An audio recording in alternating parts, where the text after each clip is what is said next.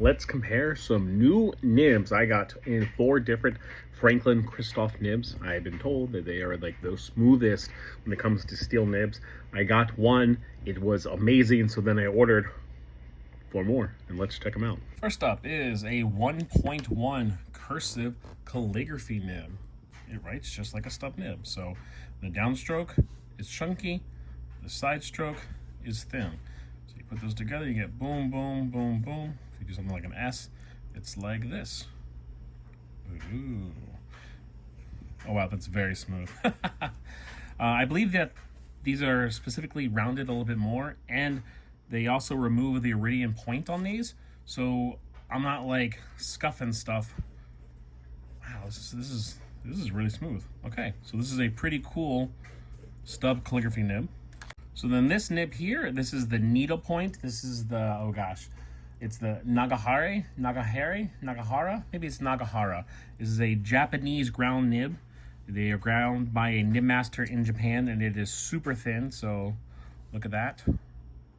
Compared to like a custom ground Lamy 2000, this is ground down 2000, and that's super thin.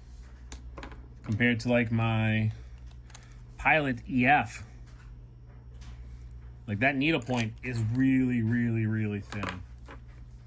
They warn the website that the needle point really isn't for writing, it is for very, very small print. It's for characters, I don't know how to do characters, and it's for like sketching. But it's also super smooth, and they do recommend that it's not really good for cursive, but maybe I'm just so used to using small, thin nibs that this is kind of fantastic. So yeah, this is the needle point. Next up is the basic EF. The first one I ever got from them was an EF. It was the EF in black. I believe they call it Raven. And this is just a regular EF.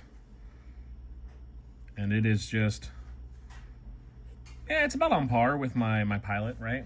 About on par with the ground down Lamy 2000.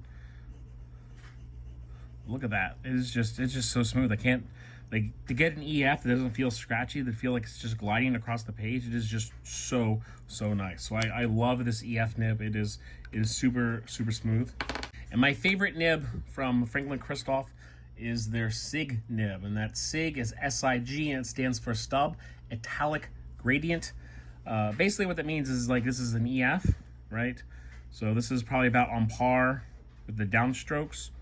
But if you go sideways, it is skinny like an actual stub. So this is like a super small stub. And it is great for cursive. It is great for print. I've really been enjoying the SIG EF nib, so much to the point that I've already ordered another one. It is coming, and it's great because these can go on so many different pens. And I am just going to go and put a whole bunch on some of my favorite pens, and it is fantastic. So here's them all together. This is the regular EF, the SIG EF, the needle point, and the 1.1 cursive calligraphy.